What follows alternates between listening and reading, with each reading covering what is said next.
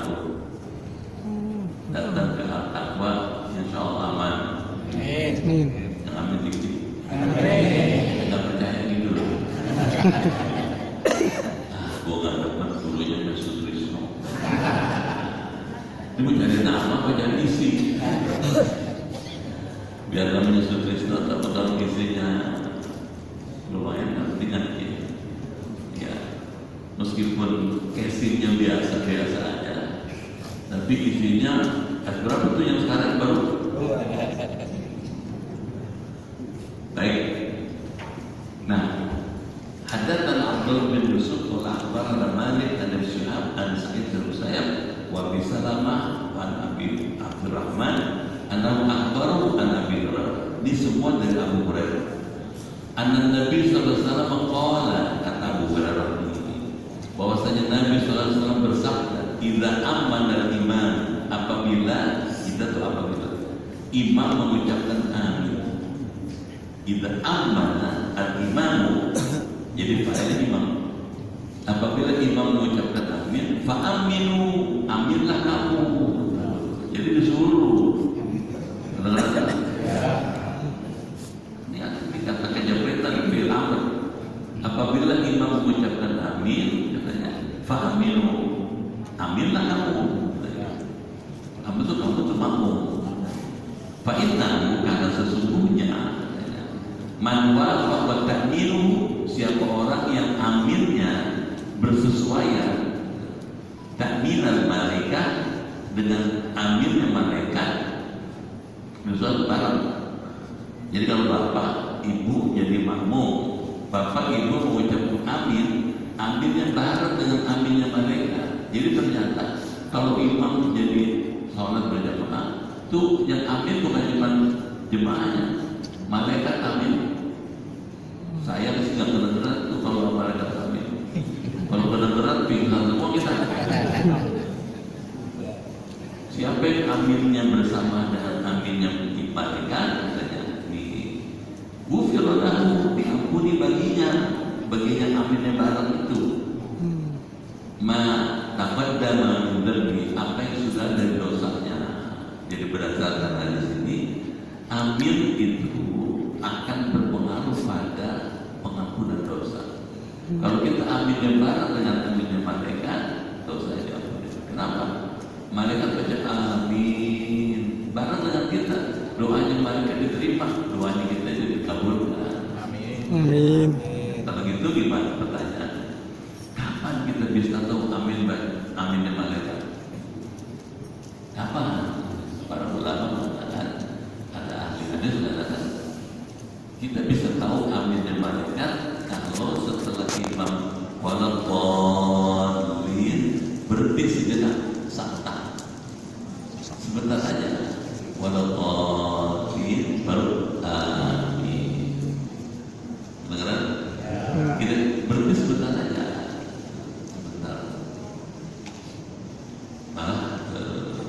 Buya Hamka itu pernah menuliskan, siapa orang yang membaca waladhdallin kemudian disertai dengan Rabbik firli wali walidayya amin, aminnya bareng dengan aminnya malaikat dianggap benar, maka ada dosa yang diampuni.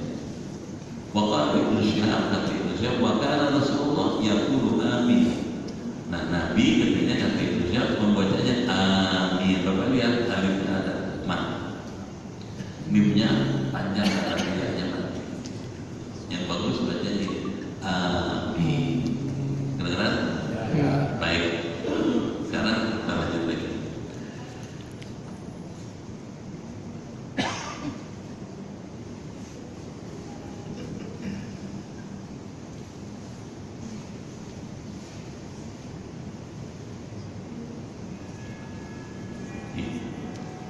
Diriwayatkan dari Abu Hurairah bahwa Nabi pernah bersabda, apabila imam mengucapkan amin, maka ketika itulah ucapkan amin pula. Jadi disuruh, karena siapa yang ucapan aminnya bersama dengan amin yang diucapkan oleh para malaikat, maka dosanya di masa akan diampuni. Kalau gitu baca amin biar benar. Setuju nggak? Jangan pasti walau amin. Kabarnya buku dulu benar. Dengar nggak? Ada sopan santun, ada aturan di positif. Ini hadis Bukhari nomor 780. Sekarang kita lihat hadis ini oleh para ahli kemudian didiskusikan. Syekh Ibnu Hajar Al-Asqalani dalam Fathul Barinya menjelaskan berikut ini. Jadi kitab Sahih Bukhari ada syarahnya ini. Ya. Imam menyaringkan bacaan amin, nyaring itu kedengeran, yaitu sesudah membaca surah Al-Fatihah pada salat jahriyah. Salat jahriyah itu maghrib, isya, subuh. Jelas? Bacaan amin dengan memanjangkannya dan takbir tanpa tasdid dalam seluruh riwayat bahkan seluruh hari qiraat bacanya amin. Disepakati baik ahli qiraat maupun ahli hadis. Bacaan amin yang diakui dapat diterima adalah dengan amin, artinya terimalah doa kami. Hanya alifnya minnya banyak. Jelas? Artinya apa? Allahumma istajib, ya Allah terimalah doa kami. Ada yang memahaminya, ini informasi tambahan supaya kita luas wawasan. Ada yang memahaminya dengan Allahumma aminna bi khairin. Kalau baca amin itu artinya Allahumma aminna bi khairin. Ya Allah, amankanlah kami dalam keadaan baik. Ini pendapat, tapi ini tidak menjadi pegangan. Benar? Pegangan ini jelas ya? Jelas.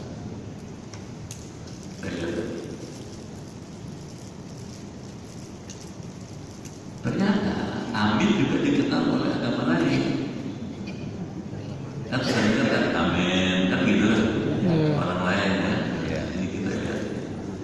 Ada pun pendapat membaca dengan mat dan tasdid mengatakan jadi mat dan panjang pakai tasdid maknanya seraya menujumu. Jadi kalau bacanya amin, kami seraya menuju Engkau ya Allah. Pendapat dinukil dari Ja'far As-Shadiq, orang Syiah. Ini tidak dipakai, kita tidak menggunakan ini. Kan? Tapi asal tahu aja, ada yang pakai tasdid amin. Menurut pendapat yang membaca dengan qasar, ya, qasar itu dipendekkan dengan tasdid amin. Dilafazkan lafaz amin berasal dari bahasa Ibrani, tahu kan? Orang Yahudi. Amin, kan gitu kan? Bahasa Suriani orang Nasrani juga bacanya amin juga, cuman tanggalnya beda. Maksudnya saya cerita ini, amin itu dikenal universal di mana-mana, terutama agama Samawi. Yahudi juga modal amin, Nasrani juga modal amin. Yang kita pakai yang standar Islam amin. Benar? Baik. Dalam riwayat Abu Dawud disebutkan bahwa lafaz amin posisi seperti stempel. Kata sabda Nabi, kata sabdanya, jika ia menutupnya dengan amin, maka permintaannya pasti dikabulkan. Kata Nabi, in khatama bi amin faqad aujaba. Jadi amin itu punya fungsi stempel. Kalau orang baca Fatihah kemudian diaminkan oleh makmum dan oleh si imam sendiri, dia diterima. Itu sebabnya membaca amin penting. Setuju ya? Tausiahnya jangan nggak baca. Meskipun statusnya sunnah, kalau nggak baca kurang empati. Jelas? Baca amin. Baik. Kita lihat lagi. Bab yang baru sekarang.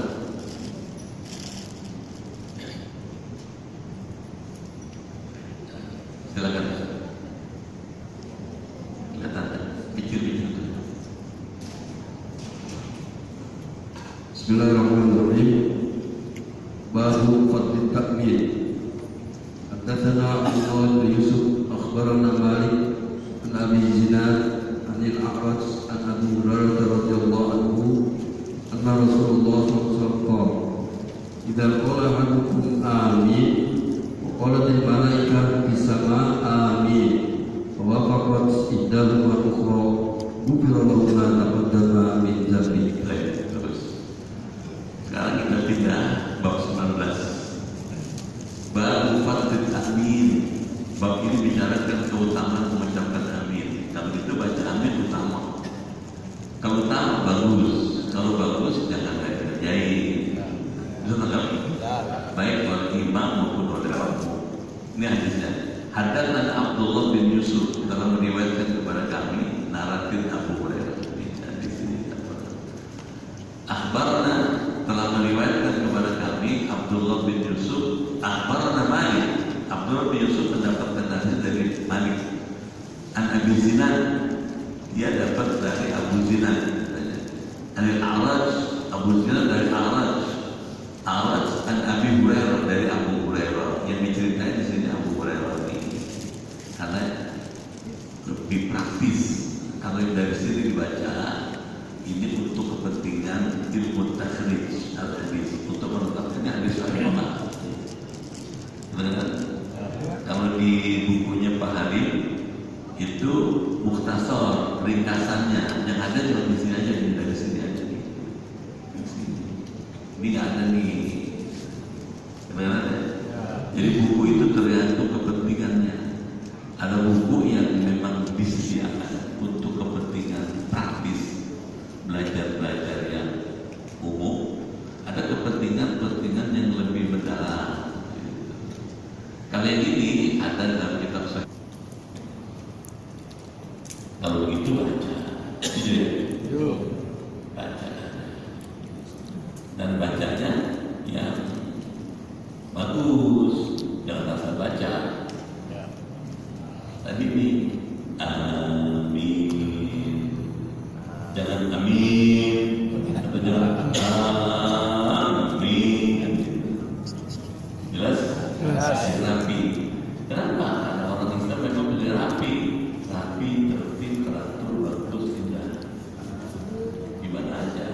Kalau ngikutin Nabi bagus, ngikutin agama bagus. Ya nggak bagus kalau ngikutin agama. Gimana? Jadi kalau mau cari orang teratur, cari orang beragama. Beragama yang belajar ilmunya. Ya kenapa? Karena ilmu dalam Islam itu banyak banget. Tidak semuanya bisa kita kuasai, kita belajar. Baik, kita lihat.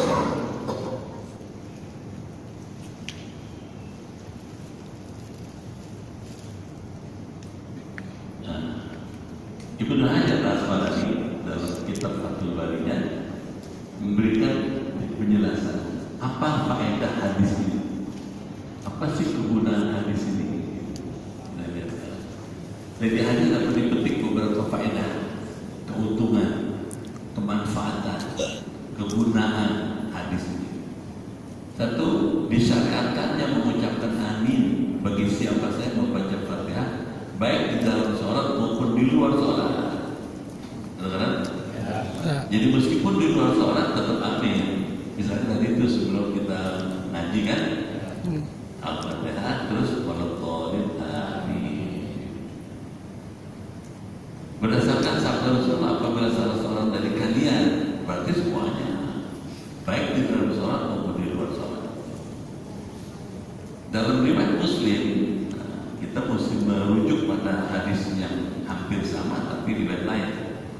Apabila salah seorang dari kalian dalam sholatnya, jadi dalam sholatnya, kalau tadi bersifat umum nih yang ini, sehingga redaksi riwayat masih bersifat mutlak tidak terikat, itu dapat diartikan dengan redaksi riwayat yang bersifat muqayyad tidak terikat. Kalau ini tidak terikat, kalau ini terikat, dengarnya. Kalau riwayat Muslim dalam sholat, kalau ini di luar sholat pun baca amin. Jadi ada faedah yang bisa kita angkat. hadis yang barusan kita bahas di kesimpulannya ini. Baik, masih kuat kan kira-kira? Jangan sampai saya ngomong sendirian ya. Baik. Jadi masalah sekarang, ada masalah yang kadang sebagian ulama dari kalangan Mu'tazilah menjadikan hadis ini dalil bahwa para malaikat lebih utama dari manusia. Itu kata Mu'tazilah. Apakah manusia dengan malaikat lebih utama mana nih? Kalau Mu'tazilah bilang dalam konteks ini menunjukkan bukti bahwa malaikat lebih utama, lebih mulia daripada manusia.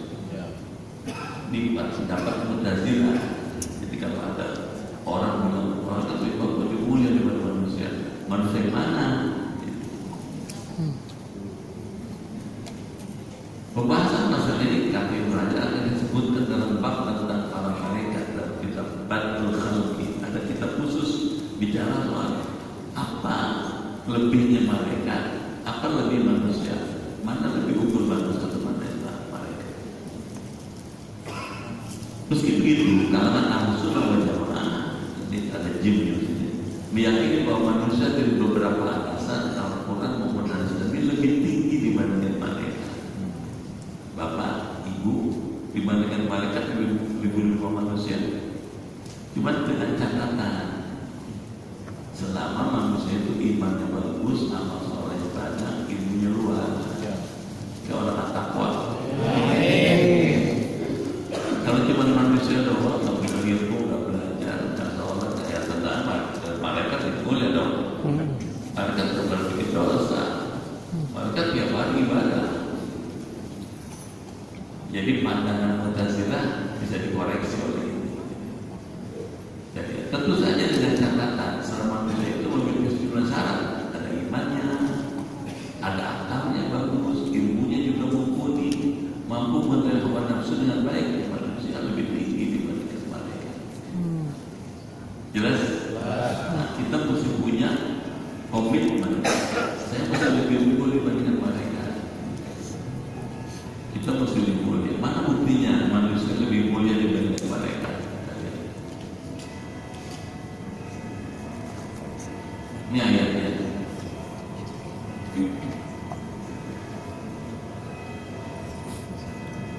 أعوذ بالله من الشيطان الرجيم وإذ قال ربك للملائكة إني جاعل في الأرض خليفة قالوا أتجعل فيها من يفسد فيها ويسفك الدماء ونحن نسبح بحمدك ونقدس لك قال إني أعلم ما لا تعلمون. صدق الله. Mana buktinya? Pendapat kalangan mayoritas umat Islam Ahlussunnah wal Jamaah itu 80%. Kalau dibikin sensus 80% umat dunia itu bermanhaj Ahlussunnah wal Jamaah. Ahlussunnah wal Jamaah mengatakan manusia lebih mulia dibandingkan malaikat. Ini alasannya.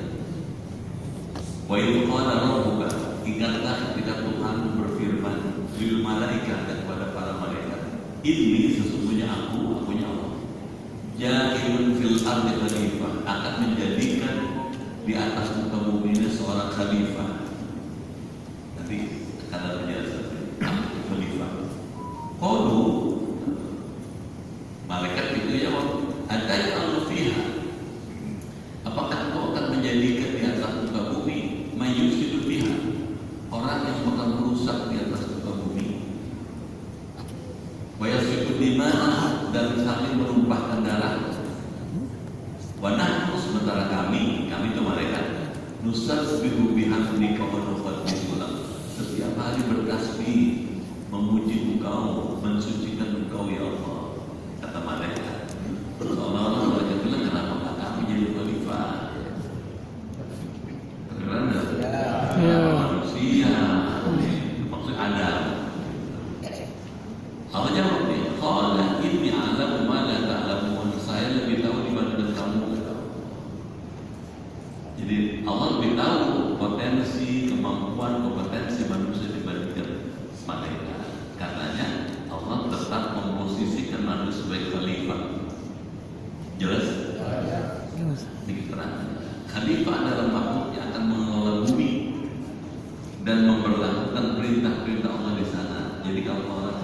ibu bapak sholat, itu menjalankan tugas kekhalifahan. Kalau nggak sholat, ya bukan khalifah. Kalau jahat bukan khalifah. Kalau maksiat bukan khalifah. Jelas? Yaitu manusia di mana sebagiannya akan digantikan oleh yang lain, begitu seterusnya secara berkala. Dan manusia kan ganti-ganti. Zaman sini kita ganti-ganti, zaman ini gitu. Itulah khalifah, pengganti yang lain. Berdasarkan alasan lain ini, manusia lebih unggul dibandingkan malaikat karena statusnya sebagai khalifah. Selama dia memerankan diri sebagai khalifah, dia lebih mulia dibandingkan malaikat. Kedengaran? Kita lihat ya.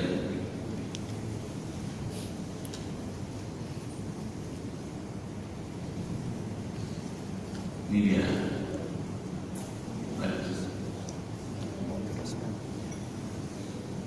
أعوذ بالله من الشيطان الرجيم وعلم آدم الأسماء كلها ثم عرضهم على الملائكة فقال أنبئوني بأسماء هؤلاء إن كنتم صادقين. Ya. Wa'allama Adam al-asma'a kullaha. Allah, dia, fa'ilnya huwa. Dia telah mengajarkan kepada Nabi Adam al-asma' nama-nama semua benda-benda yang ada di alam semesta. Untuk mengajarkan kepada ini kayu, ini batu, itu kelamaan. Allah punya cara sendiri gitu. Mungkin diganti sesuatu yang dengan sesuatu itu kayak chip gitu. Ini semuanya orang tidak tahu dan tidak ada. Diajarin sama Allah semua nama-nama yang ada di bumi di alam semesta. Summa aratuhu, kemudian dia perlihatkan agar malaikat kepada para malaikat. Faqala, saya berfirman, kata Allah kepada malaikat ini. Kan tadi kan malaikat bilang, kenapa manusia jadikan khalifah, kenapa kami? Kami tiap hari tasbih, kan tadi kan? Tiap hari tahmid, tiap hari kami memutuskan mensucikan kau, kenapa manusia yang baru datang? Kita udah lama, 80 tahun sebelum Nabi Adam dan jadi khalifah. Gitu. Allah bilang, Ambiuni, sebutkanlah kepada aku, katanya, akunya Allah. Biasmai haulai, semua nama benda-benda ini. Coba sebutin satu-satu. Kata Allah kepada malaikat, in kuntum shadiqin, dengan pengakuan benar, kamu lebih unggul dibandingkan manusia. Ternyata malaikat bilang, kami cuma tahu apa yang kamu ajarkan, selebihnya kami tidak tahu. Benar-benar? Ya. Artinya apa? Berdasarkan ayat ini dan ayat tadi, pendapat yang mengatakan manusia lebih unggul dibandingkan malaikat bisa diterima. Nah, itu menjadi tanda mendorong kita manusia lebih unggul dibandingkan malaikat. Yuk. Di sini Allah Ta'ala mengumumkan kelebihan Adam dalam hal ilmu. Jadi orang lebih tinggi dibandingkan malaikat dalam ilmunya yang malaikat tidak punya. Allah mengajarkan kepadanya nama-nama benda semuanya, lalu diperlihatkannya kepada para malaikat sambil berfirman, beritahukanlah kepada aku nama-nama benda yang ada ini jika kamu bangga. Jadi memang benar lebih layak menjadi khalifah di muka bumi dibandingkan Adam dan keturunannya. Ayat ini dan keterangan tafsir ini yang meyakinkan kita ada manusia lebih mulia dibandingkan malaikat. Kalau ini ada ilmunya di ilmu. Jelas? Yes. Kalau gitu gimana? Belajar tiap Jumat di sebuah bapak pangkatnya lebih tinggi dibandingkan malaikat. Kalau nggak belajar bisa lebih rendah dibandingkan malaikat. Cuma datang aspada saat ini. Setuju kan? Nah, alhamdulillah.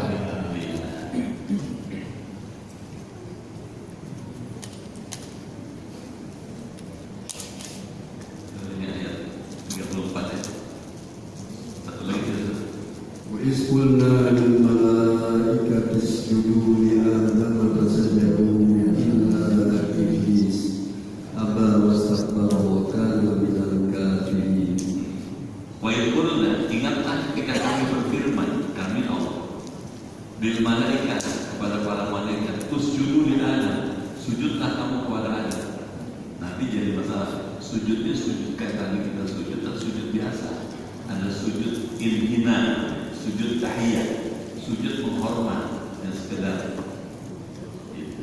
Yang dimaksud ini sujudnya sujud tahiyat menghormat, bukan sujud kayak tadi. Kalau tadi sujud ibadah namanya. Kalau sujud ibadah cuma Allah, nggak boleh. Pasanya seluruh malaikat sujud. Illa iblis, ada satu yang tak mau sujud, nyelip, nyempil. Malaikat ada satu nggak mau sujud, namanya iblis. Iblis itu bahasa Quran menyebut makhluk rohani yang enggan semoga nolak. Bahkan, minggu depan insya Allah kita akan bahas surat Al-Hijr tentang pembangkangan iblis. Siapa iblis? Seperti apa anak buah iblis? Apa pengaruhnya kepada manusia? Haji lagi dia mau gimana? Kalau mau apa-apa ya. Kenapa iblis tidak mau sujud? Abah enggan, dia menolak. Wastakbar, karena sombong, rumong so gagah, rumong so hebat, iblis. Bahkan minal kafirin, sejak itulah iblis ditetapkan sebagai kafir. Ini bentuk pemulihan Allah kepada Nabi Adam. Berdasarkan 3 ayat ini, kita sepakat manusia lebih unggul dibandingkan mereka karena alasan-alasan tadi: iman, akal, kemampuan mengendalikan nafsu, dan ilmunya yang berbeda. Sujud di sini sujud penghormatan, sujud tahiyat, bukan sebagai sujud memperhambakan diri kayak tadi salat Isya. Karena sujud memperhambakan diri hanya kepada Allah. Iblis enggan untuk sujud karena sombong dan dengki. Itu dengki. Dengki itu hasud. Hasud itu nggak senang orang lain maju, gerah aja dia. Ada nggak nyempil? Tetangga pasang AC dia kepanasan. Dia pasang AC, tetangga dia segera gue heran katanya, hari ini pasang AC, biarin aja duit dia. Betul dong nggak? Apa yang tersedih dan nih. Sehingga ia termasuk golongan yang ingkar pada Allah dan durhaka kepada perintahnya. Berdasarkan alasan ayat ini, kita yakin kita mesti lebih unggul dibanding mereka. Amin. Amin. Bagaimana caranya? Ya, kita mesti punya tekad. Iman biar bagus, akal biar cemerlang. Iya nggak? Hawa nafsu bisa kita kendalikan dan ilmu mesti kita bagusin. Nah, jadi faktor yang menyebabkan manusia lebih unggul dibandingkan mereka ada 4. Faktor keunggulan manusia. 1, iman. 2, akal. Yang ketiga, mampu mengendalikan hawa nafsu.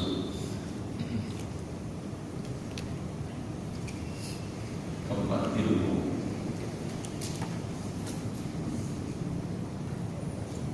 Jadi, kalau ini Bapak punya, Bapak dan Ibu lebih mulia daripada malaikat dan malaikat hormat. Bapak kalau bisa lihat sekarang ini di atas kita, malaikat banyak. Di atas kita nih, lagi ngedoain. Kenapa? Apa yang mereka tak bisa, kita bisa.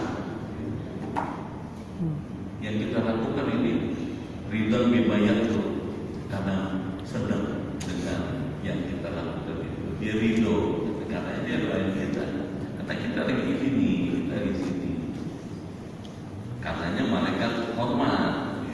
Bahkan ada hadis katakan orang yang jalan menuju ke tempat sholat, ke tempat ngaji, itu seluruh makhluk yang kita lewati mendoain. Diam aja deh. Coba jalan di rumah semua kerikil, batu, dan pohon, tanaman-tanaman, hewan-hewan kecil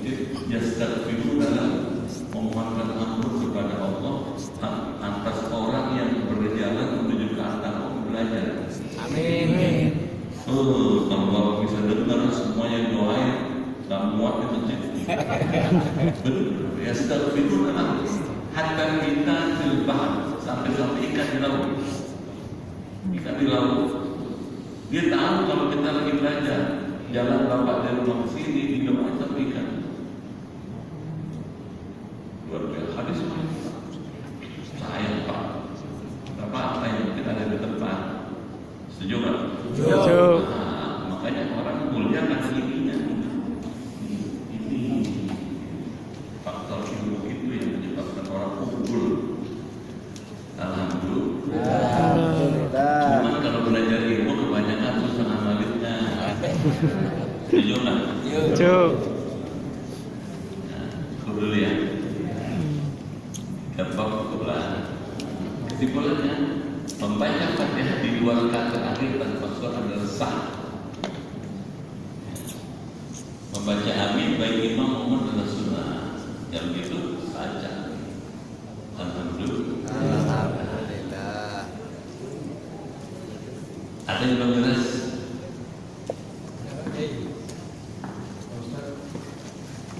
Pertanyaan dari Zoom, Udah.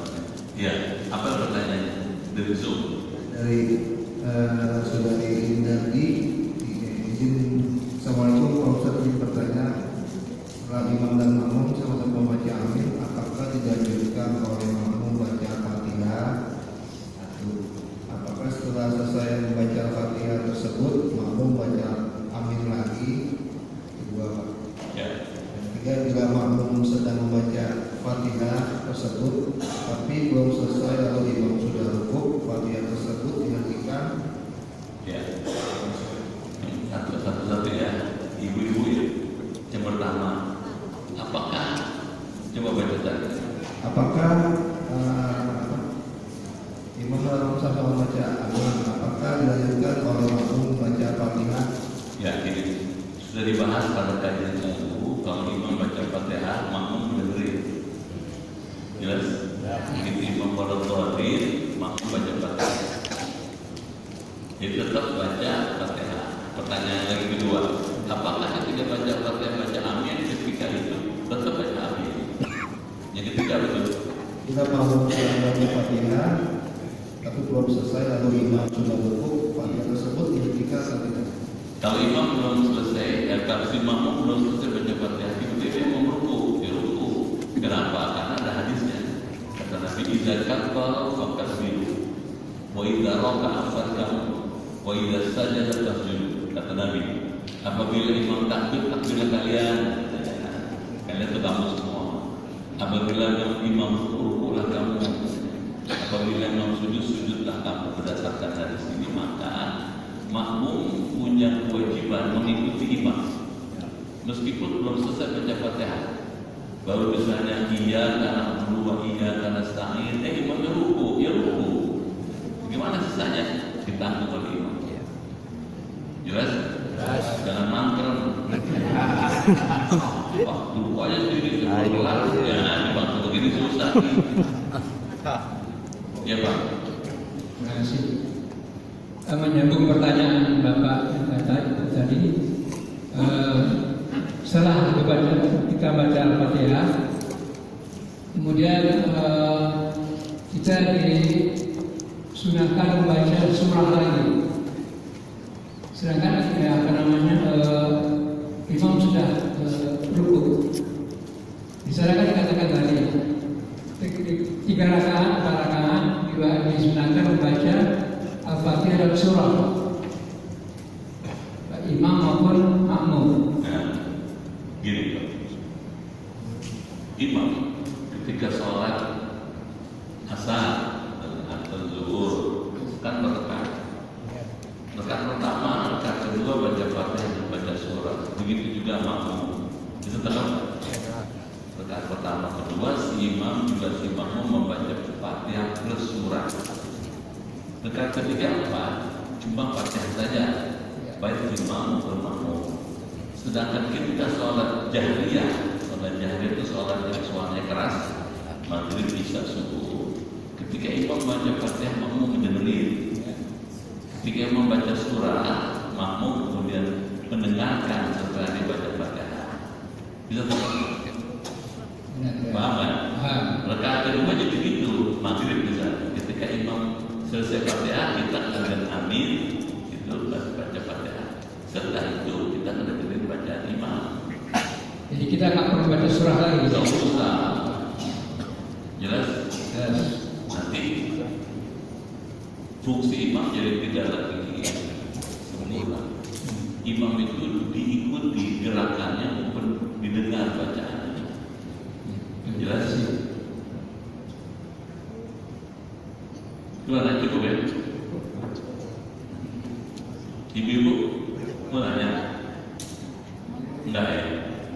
Kalau nanya nggak apa-apa ya? Berapa meter?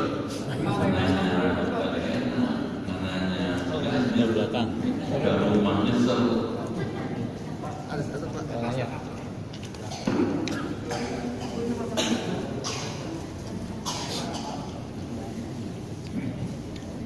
Assalamualaikum warahmatullahi wabarakatuh. Pak Ustaz mau nanya masalah sholat ini yang 4 rakaat dalam sholat tarawih. Ada yang sholat tarawih 2 rakaat, ada yang langsung 4 rakaat. Yang 4 rakaat ini di rakaat 3 dan keempat kan pakai bacaan surah. Setelah Fatihah baca surah. Bahkan biasanya yang langsung 4 rakaat itu sholatnya panjang-panjang. Itu kalau sholat wajib kan tadi diterangkan rakaat kedua sama kedua baca pakai surat, yang 3 keempat nggak pakai surat. Tapi kalau yang surat pakai surat kita Ustaz. Yang pertama, bab tentang sholat tarawih belum nyampe.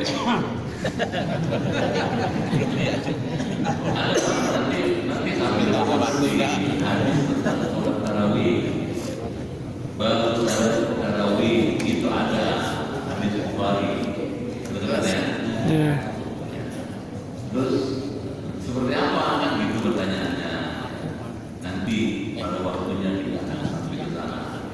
Meskipun demikian, untuk menjawab pertanyaan Bapak, namanya sholat tarawih itu sholatul lail. Sholatul lail itu ikut dalam hadis Nabi. Sholatul lail matna matna. Kira-kira sholat malam itu 2 rakaat, 2 rakaat. Hadis Sahih itu Pak. Sholat malam itu 2 rakaat, 2 rakaat. Artinya 2 rakaat salam, 2 rakaat salam. Bahwa ada hadis dari Siti Aisyah, Nabi sholat malam itu 4 rakaat, berhenti istirahat karena panjang bacanya. Dan itu bukan sholat tarawih, sholatul lail. Nanti Bapak baca hadis Bukhari. Kalau Bapak punya kitab Sahih Bukhari, Bapak perlu baca bab sholatul lail, bab sholatul tarawih. Beda tuh, tahajud dengan tarawih dibedakan. Akibatnya juga prakteknya juga beda.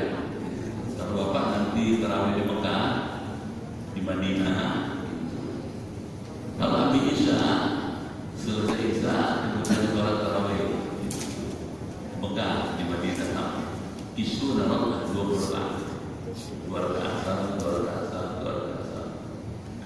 Satu malam 2 rakaat itu imamnya khatam 1 juz. Biasanya ceritain jadi anak sudah alami.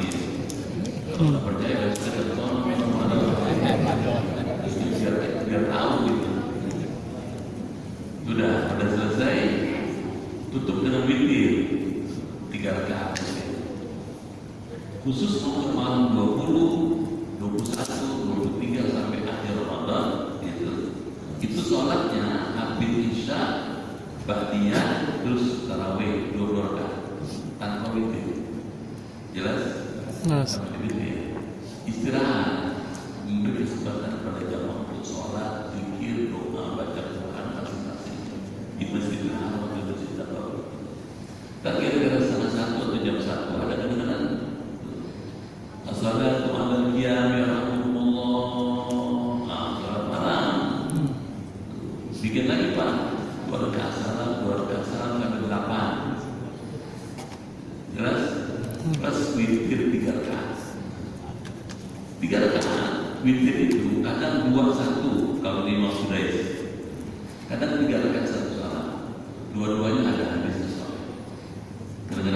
Karena kalau luasa waktu subuh masih panjang, mereka bikin 21. Kalau waktu sudah mepet, biasanya 3 rakaat satu salam. Kedengeran? Nah, kalau bapak bilang 4 rakaat, itu 4 rakaat Nabi istirahat.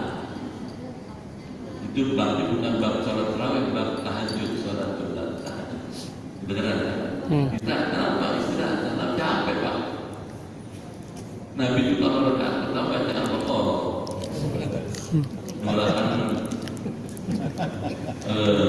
Itu satu rakaat.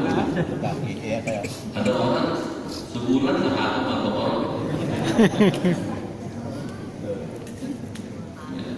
Rakaat kedua Ali Imran 200 ayat. 2 rakaat itu ada 5 ayat. 286 tambah 200 tambah 7 tambah 7. Karena aja rakaat keempat capek istirahat. Beneran?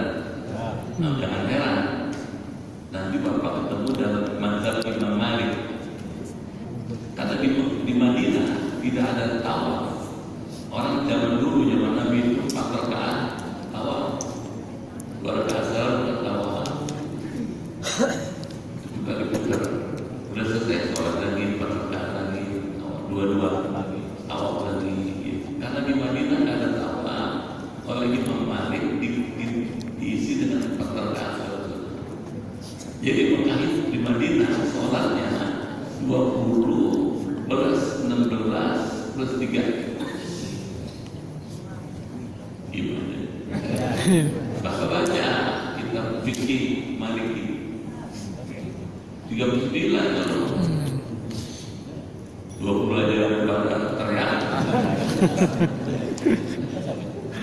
Benar-benar. Jadi masuk akal kalau dikatakan 4 rakaat istirahat, bukan 4 rakaat satu salam, bukan 4 rakaat 2 kali salam istirahat. Karena capek. Jangan minum dulu, istirahat dulu, jadi santai. Nama itu tarawih kalau bahasa Arab. Tarawih itu dari kata tarbiha. Tarawih itu sholat dengan istirahatnya. Habis sholat istirahat. Nah, di Indonesia pengganti istirahat karena bacanya nggak terlalu panjang, dibaca tuh doa sama maknunnya. Ada nggak? Nah, itu doa itu pengganti istirahat itu supaya nggak nganggur. Beneran? Ya. Ngomong-ngomong dia harus nganggur nih. Karena yang melalui bukan kesian ibu-ibu mau pulang nggak enak, nggak pulang, udah dengeran lama amat itu ngomongin. Cukup dulu ya. Ya. Baik, dan berdoa semuanya sehat. Amin. Hidupnya berkah. Amin ya Allah. Bisa husnul khotimah. Amin. Al-Fatihah.